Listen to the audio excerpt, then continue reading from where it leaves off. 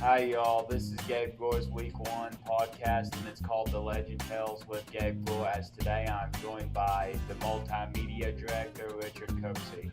Hey, guys. Good morning. So today, we're going to talk about college football, and the season opens this Thursday as OSU plays at home, hosts Missouri State this Thursday night at Boone-Pickens Stadium. And one other thing we're going to talk about today, too, is a little bit about the quarterbacks for both OU and OSU, as OU is going to be starting quarterback Kyler Murray, who is a dual-threat quarterback and will be going to play baseball next year for the Oakland Athletics. He is a really good quarterback, can run the ball very well, as last year we saw him face West Virginia. First play out of the gate, he had a 69-yard run and got all the way down to the 1-yard line. So hopefully he'll have another good year. Your opinion there, Mr. Cooksey? So for me, in terms of that quarterback, it's nice to have him, but it's a little crazy that he'll be leaving and he'll just be gone. So what year is he? Is he a senior this year? He's a redshirt junior, I'm pretty sure. Redshirt junior. And so that's the hard part, is you're trying to build a program around a quarterback who you know is leaving, and he really can't get hurt, because if he gets hurt, that whole contract with Oakland is out the window. What do you think about that? Oh, I think that he'll have a pretty good year, Mr. Cooksey, but the only thing I'm worried about, is you lose your starting quarterback in Baker Mayfield, who basically graduated. You're starting basically with a whole new quarterback and a whole new program. Yep. But Bob Stoops recruited those guys, so hopefully OU has a really good year in that term. Yeah, and that's the hard part, is you're rebuilding.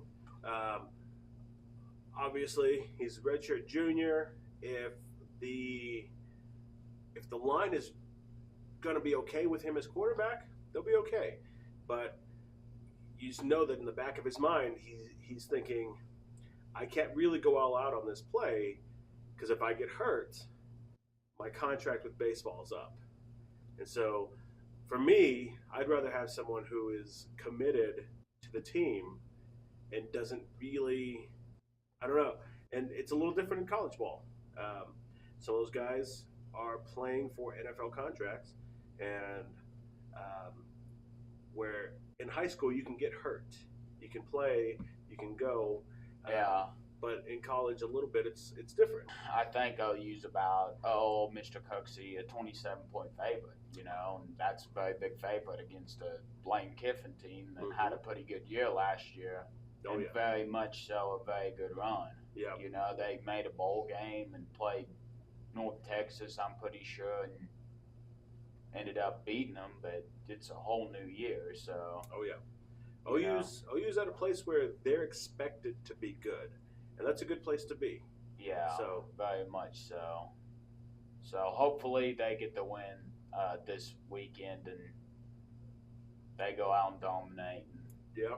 Move on from game 1 and move to game 2. So we'll get a little bit of OSU in there now, Mr. Cooksey. Okay. Which I'm personally not really much of the guy that wants to talk about OSU, but I just figured why not do it, because there's going to be a lot of OSU people out there listening, Mr. Cooksey. So they opened the season with Missouri State, who allowed 40 points on defense last year, allowed 43 on offense, I'm pretty sure. And, I was doing a little scouting, and honestly, OSU probably has one of the better running backs out there, Mr. Cooksey. Okay. He's a junior, I think, and I think he's from Broken.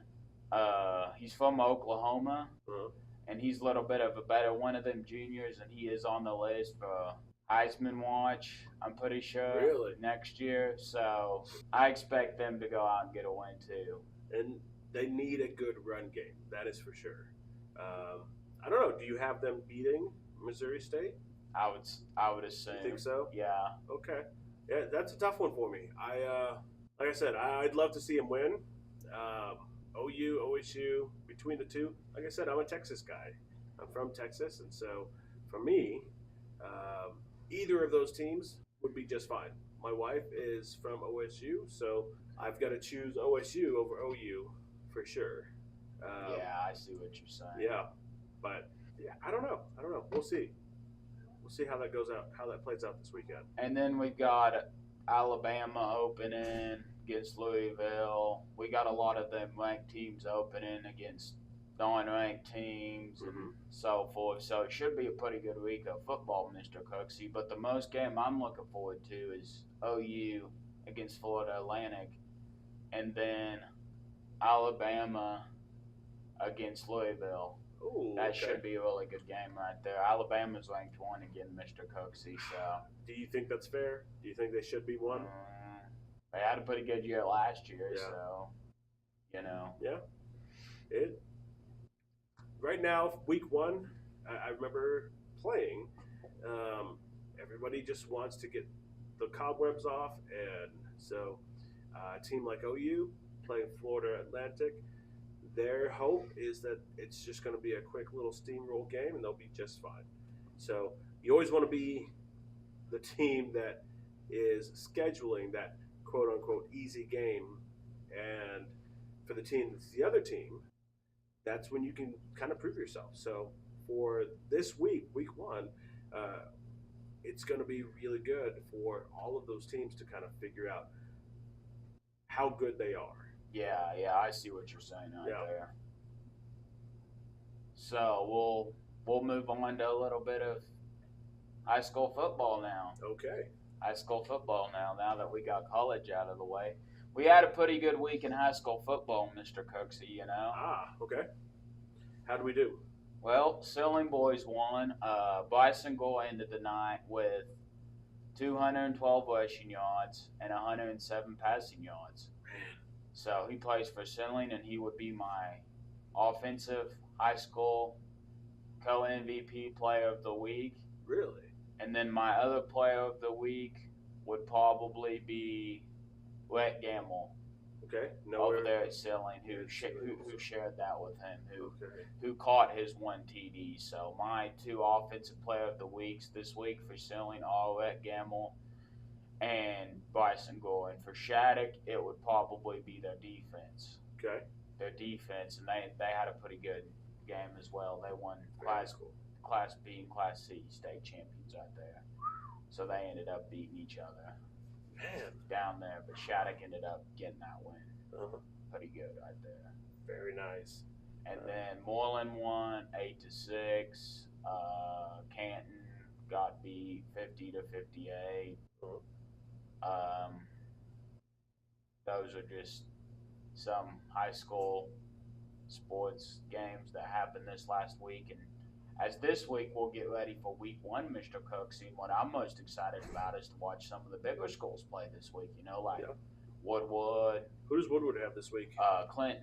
Okay. Clinton so that'll be a good So one. Woodwood, Clinton, Weatherford, Oklahoma City schools, some of the bigger schools, Mr. Cooksey. That's really what I like to see. Yeah.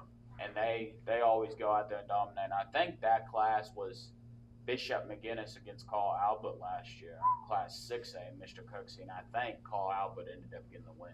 Did they? So that was a very, very big time game right there. The Oklahoma City schools are really, really good, as well as the Tulsa schools. Yeah. It's kind of amazing how big some of those schools can get. Yeah. In terms of their teams, and so they honestly all go out there, dominate, play well. They're just very good. It's just that type of deal, Mr. Cooksey, where they all can play. Oh yeah. And how's Woodward's team this year? What do you think? I heard they was gonna have a pretty good team this year. Awesome. Pretty Any good. standouts you should know about? Colmar Latz won.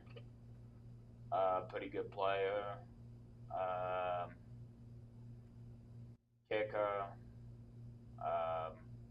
punter. I heard they had some pretty good players, Mr. Cooksey, over there up here at Woodwood that could dominate. They've got a tough schedule though. They play Bishop McGinnis, Carl Albert. They play a lot of them bigger schools because I think they're a 5A school. boy, they've got a tough schedule this year. Oh yeah.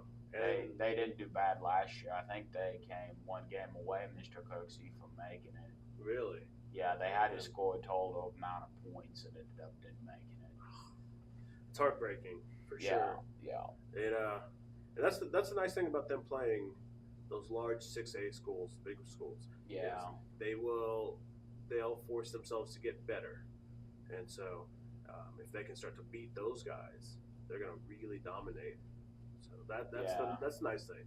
It's a little heartbreaking at first, but once they can get a hold on it, they'll be good to go. Yeah. I know their coach, and I think they're going to have a pretty good year myself.